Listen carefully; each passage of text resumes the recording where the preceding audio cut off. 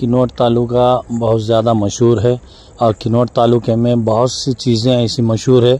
बहुत दूर दूर से लोग यहाँ पर आते हैं और किन्नौर तालुके में बहुत ज़्यादा सभी समाज के लोग पाए जाते हैं और एकता की मिसाल दिखाई देती है। सभी समाज में मेल मिलाप है, सलाम कलाम, नमस्ते, सत श्री अकाल, सभी चीज़ें ऐसी होती है जो कि एक दूसरे से मोहब्बत रखती है। और किन्नौर से करीब 20 से 30 किलोमीटर दूरी पर उनकेश्वर गांव है।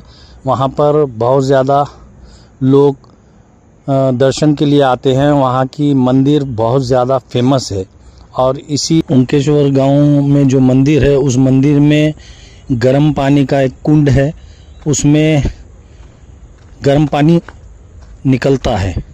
बहुत सारे लोग इस गर्म पानी को देखने के लिए आते हैं और दर्शन करके जाते हैं। मंदिर में बहुत ज़्यादा लोग दर्शन के लिए आते हैं दूर दूर से और यहाँ पर एक प्रोग्राम लिया गया था कि सभी समाज के लोगों के साथ और सभी समाज की इज्जत आधार करना और मेल मिलाप से रहना।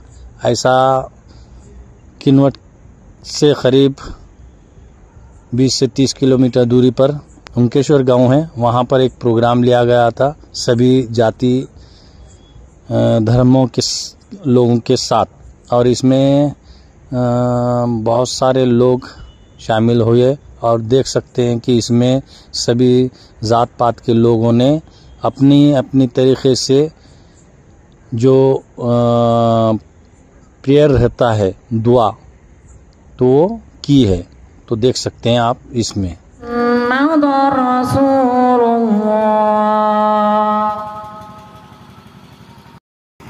अशहदु अन्ना मुहम्मदुर रसूलुल्लाह। हय्या अलस सलाह, हय्या अलस सलाह, हय्या अलल फलाह,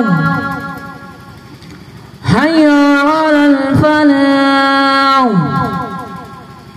अल्लाहु अकबर, अल्लाहु अकबर, ला इलाहा इल्लल्लाह।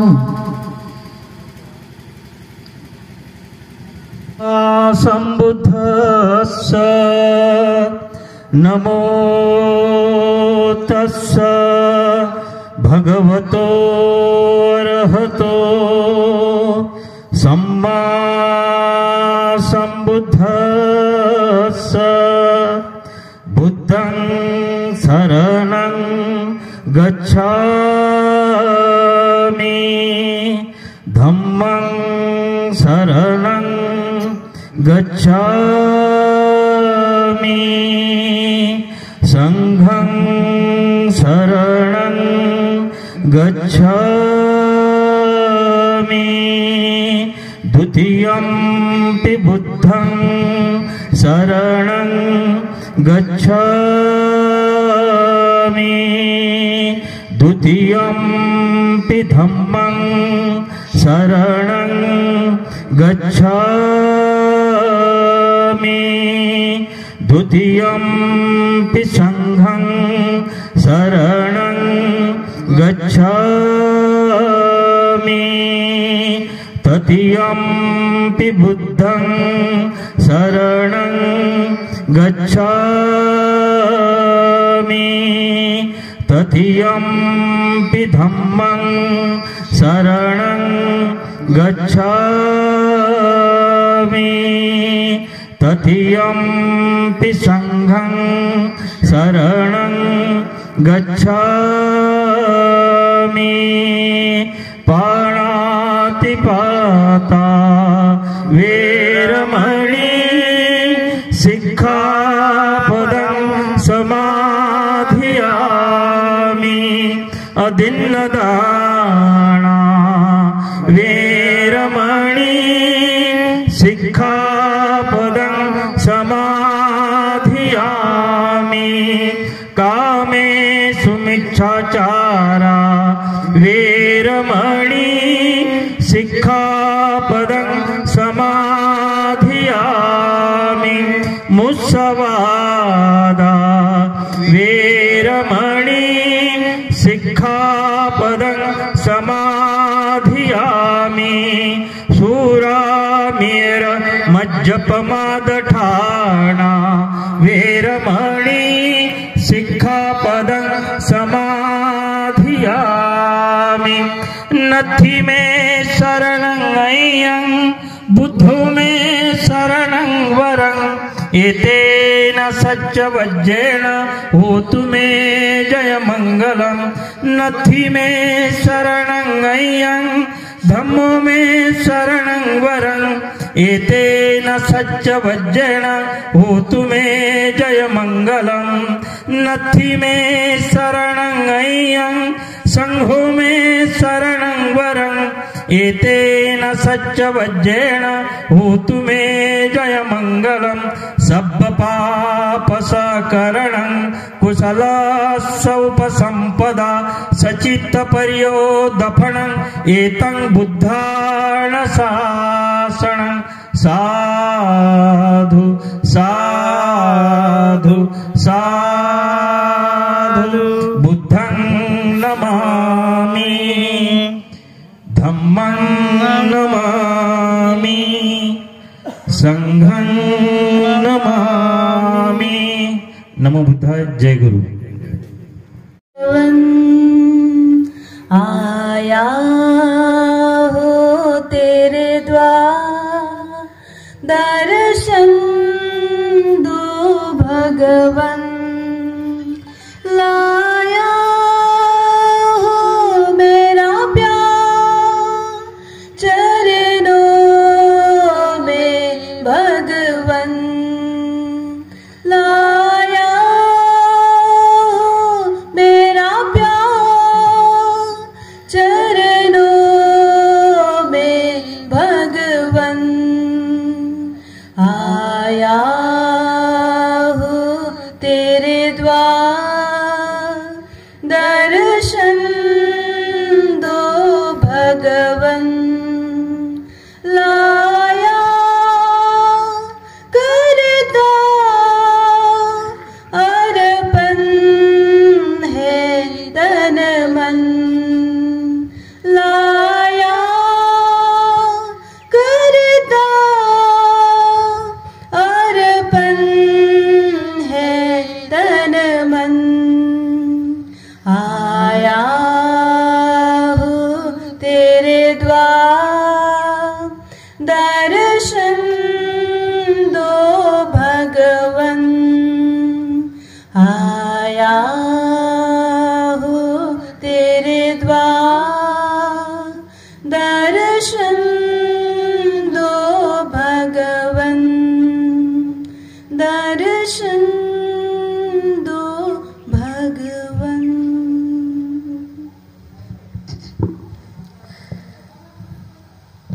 असतो मा सद्गमया मुझे असत्य से सत्य की ओर ले चल। तमसो मा ज्योतिर्गमया मुझे अंधकार से प्रकाश की ओर ले चलो।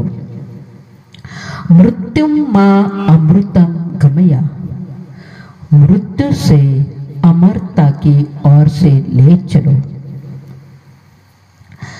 आज मैं सर्व आयोजक नियोजक सहयोगी ह्या सर्वांचे हार्दिक अभिनंदन करते व आम्हाला ही सोन्याची संधी दिली त्याबद्दल मी ईश्वरचे आणि तुम्हा सर्वांचे दिव्य ज्योती मांडवीतर्फे तुमच्या मनापासून आभार मानते।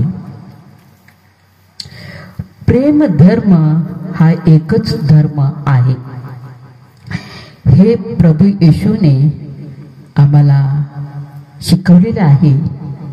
त्याचबरोबर सेवा आणि त्याग. विविधतेमध्ये एकता या देशामध्ये नांदत आहे. जगभरात 10,000 विभिन्न धर्म आहेत, पण धर्मामध्ये होत असलेल्या झगड्यामुळे आजवर पुष्कळ हानी झाली आहे.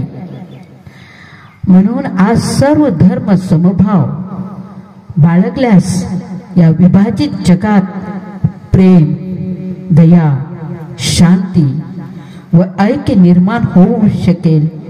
म्हणून बरेच लोक ह्याकडे लक्ष देत आहेत व तसेच सर्व धर्मीय प्रार्थनेचे आयोजन करत आहेत. म्हटलं जाते, हिंदू, मुस्लिम, शीख, ईसाई अलग अलग विश्वासाचे आहेत, पण सर्वांचा भगवान एकच आहे. हिंदू खाता है खिचड़ी, मुस्लिम खाता है बिरयानी.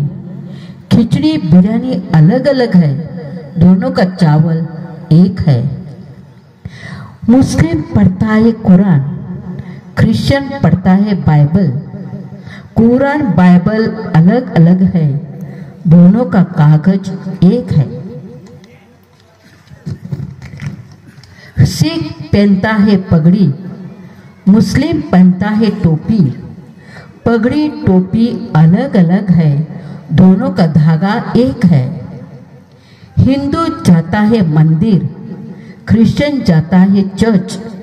मंदिर चर्च अलग अलग है, दोनों का दीवार एक है. अभी हम लोग थोड़ा बाइबल में से पाठ सुनेंगे.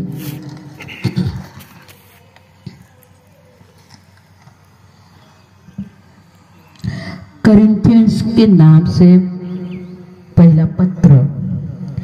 शरीरावरून घेतलेले उदाहरण. कारण जसे शरीर एक असून त्याला अवयव पुष्कळ असतात आणि त्या शरीराचे अवयव पुष्कळ असून सर्व मिळून एक शरीर बनते, तसाच सर्व ईश्वर एक आहे.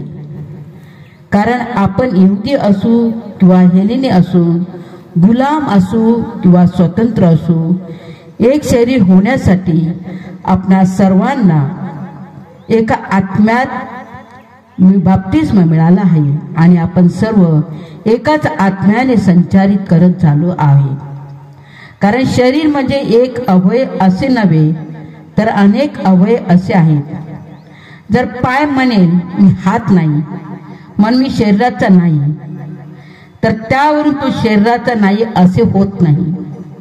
जर कान म्हणेल मी डोळा नाही म्हणून मी शरीराचा नाही, तर त्यावरून तो शरीराचा नाही असे होत नाही.